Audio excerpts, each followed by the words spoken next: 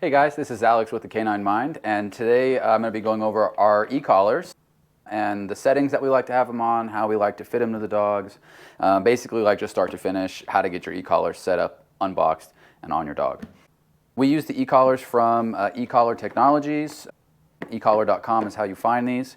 We have the Micro and the Mini, and I'm going to talk about the differences and which dogs they should fit on and all that stuff. So, okay, let's get into it.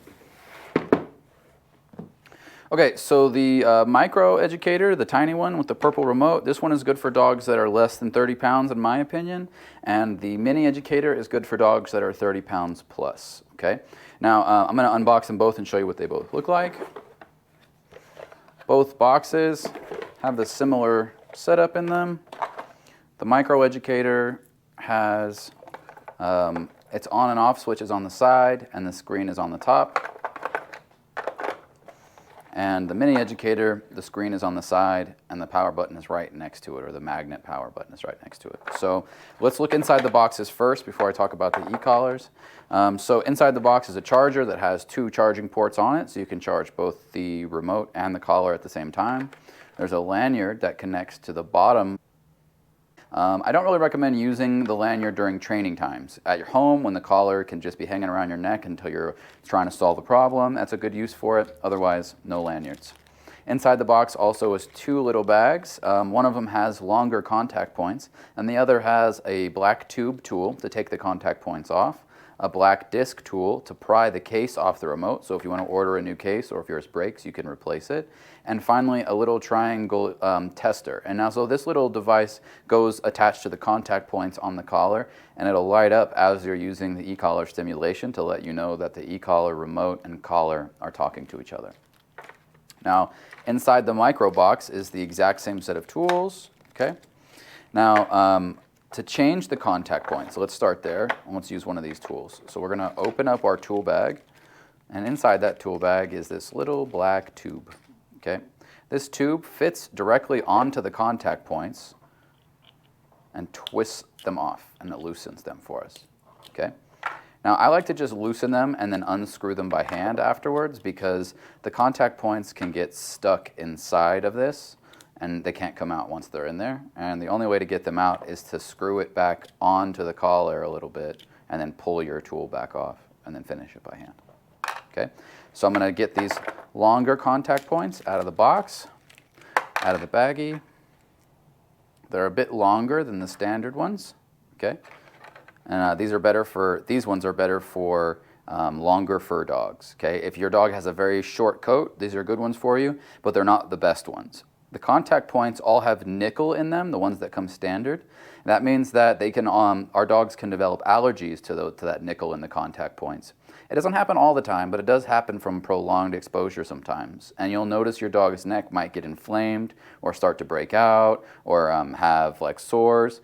If you're seeing it's like dry and crusty, it's probably an allergic reaction. If your dog's neck is wet and kind of pussy, it's probably a pressure sore from having the collar on for too long in the same spot and too tight, okay? So we can't hurt our dogs with the collars the way that they're intended to be used. Only by leaving the collar on for too long can you hurt your dog with it. So I'm going to put these longer contact points on so that I can show you guys what those look like. So I'm going to take one of them out, and I'm going to just twist it on to get it started and thread it on there until it's all the way flat against it. I'm going to do the same for the second one. Then I'm going to use my tool to tighten them on so that they don't come off. Okay, and now that's set. Okay, so that's changing the contact points. Now let's talk about turning the collars on and off and using the collar and remote. So let's go back to the Mini Educator. So on the Mini Educator, I'm going to take the tool bags and just set them down over here on the side. It's pretty straightforward. On the inside of the collar here are the contact points. These contact points, as well as the ones I just showed you, these have to be touching your dog's neck muscle in order for it to work, which means that it has to be on quite snug in order for the contact points to be contracting and releasing the neck muscle, because this is actually a TENS unit. It's not like a shock collar that's going to like run a live current off your dog and fry their skin and stuff. It's going to create contractions. So one of these is grounded, the other is live, so they have to be connected to the same muscle, which is why we do not fit the e-collars to the throat or the spine of the dog. It should always be on the sides of their necks. Now also on the inside of the collar is a serial number. The serial number is how you register the collar for the 2-year warranty you get through the manufacturer. If you purchase your collar from us or through us from one of our boarding and training programs, our companion program, you're just going to give them our business name, the Canine Mind, and the date of purchase. If you purchased it on Amazon or anywhere else, just remember where and when you got it, and then they'll be able to activate your warranty.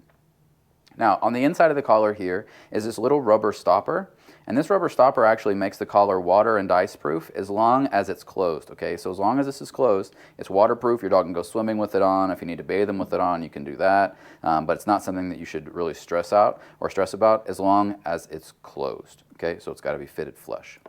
Now, on the opposite side of the collar here, you're going to see the screen and this little red dot. This red dot is actually the on and off switch, and the pairing on and off switch is actually here on the remote, okay? So you take your remote and you touch it to your collar and you'll get this green light, okay? And it'll blink every 5 seconds from that point on to let you know what the battery life is, okay?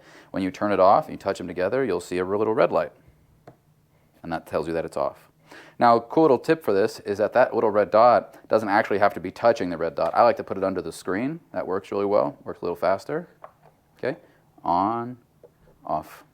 Now, one little tip is if you have to put your collar into pairing mode, because if you have 2 collars or if they unsync for whatever reason, if you hold your power button to that spot and you keep it held there until it blinks, now it's in pairing mode, okay? And I'm going to let it just live in pairing mode and not do anything because I haven't turned on the remote yet. Okay, so on the opposite side here, the remote is what we're going to talk about next. So to turn the remote on is actually this big L button on the back. So basically what I'm going to do to turn it on is I'm going to press and hold this L button for 3 seconds. Okay, now it's turned on. And that L button is also the light button on the collar. Okay, so one touch turns on a strobe flashlight. One more press turns on a solid flashlight. One more turns the flashlight function off. And that works the same on both collars.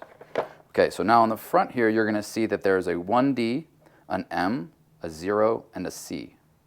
Okay? Now the 1D means this is a one-dog system, and the frequency is unique between the collar and the remote, so that there's no interference. If you're training around somebody else who has the exact same collar or remote setup, they're not going to talk to each other. There is a 2-dog mode that you can set this to. So if you have 1 remote and 2 collars, you can have a second collar paired to this, and you'll see a 2D show up at the bottom of the screen. Okay, now, the M stands for momentary and the C stands for continuous, and we need to change this setting because it's a combination setting right now. So we're going to take this M off by flipping the remote over and coming to this little button here. This is the mode change button, and if you're pressing and holding that button, you can change it from momentary to just momentary to continuous. And we want it on continuous only because the way that our training program works is that we are applying gentle and continuous pressure until our dogs make another choice, which means that we have to be able to press and hold the button and keep the stimulation on until the dog makes the right choice and then alleviate the pressure in that moment.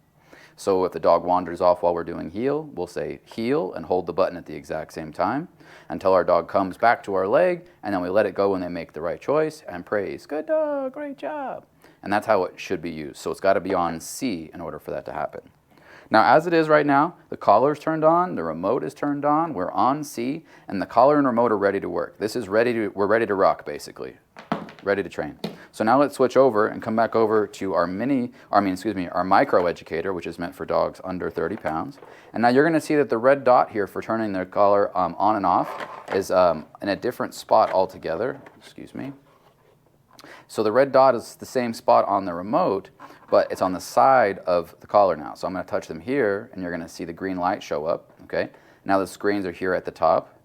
So same thing, it's going to blink every 5 seconds. And again, you touch it there to turn it off.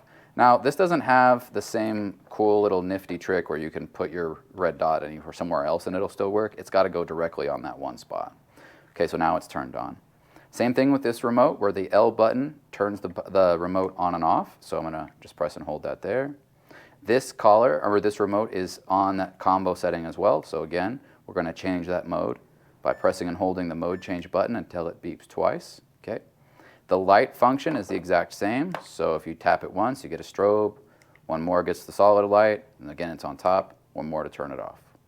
All right, so now that the collar's on, Let's talk about when to have the collar on, how long it should be on in the same place, and so on.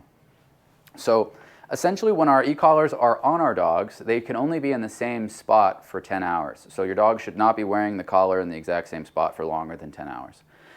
Some dogs' skin is way more sensitive than that, and it can't be on for that long. Some dogs are way more resistant, and it can be on longer without any issues.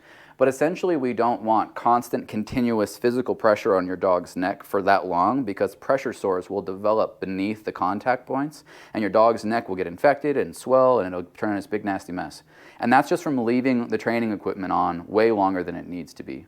We wouldn't leave like a choke chain or a prong collar or a gentle leader or anything else on the dog for a whole night either. So we got to make sure we're taking our equipment off when it's time to go to bed.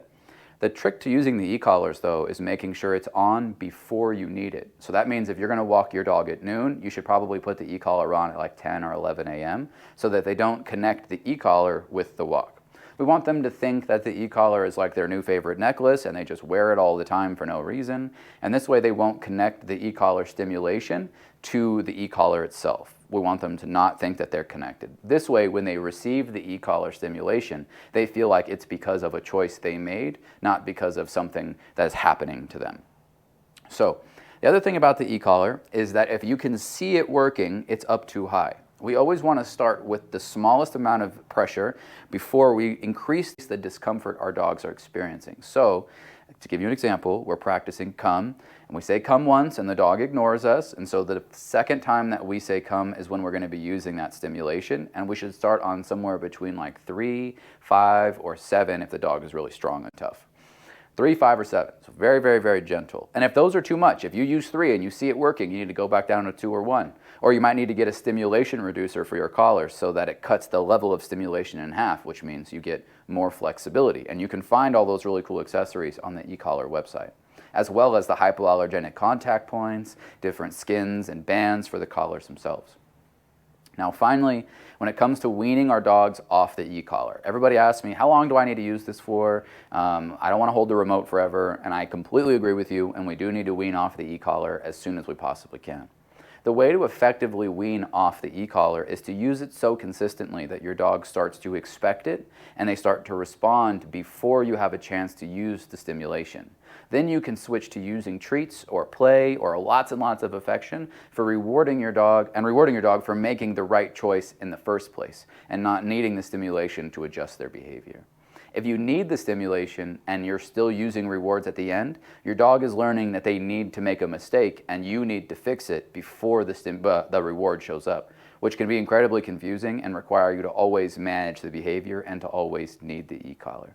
So just to simplify and to go back over, you're using the e-collar until you don't need it anymore and your dog responds the first time you ask, and then you're using treats and rewards and really high-level motivators to keep your dog responding that first time and to pay them for responding without the e-collar. It's perfectly acceptable to also bring your e-collar back after a few months of not training your dog or a year from not training your dog. They don't forget, so they'll pick up right where they left off. Okay, so this is our e-collar unboxing video. If you have any questions for us, please let us know. I'd be more than happy to answer them for you. And this is the Mini Educator and Micro Educator from ECOLLAR Technologies. All right, everybody, so we showed you how the e-collar works, we showed you what all the buttons do and all that business, but let's also show you how to fit the e-collar to your dog, which can be pretty tricky. So the first rules is we do not want the e-collar on the top of the dog's neck or the bottom of the neck, so not on the spine or the trachea. You want to go on east or west, okay, on the muscles that are on the left and right side of the dog's head.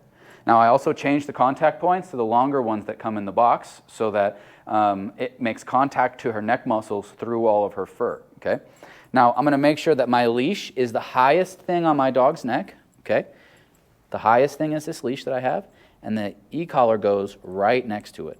Now I'm going to put the box of the e-collar, the main piece, where I want it to go, and then I'm going to pull the band like a belt and buckle it in where it stops.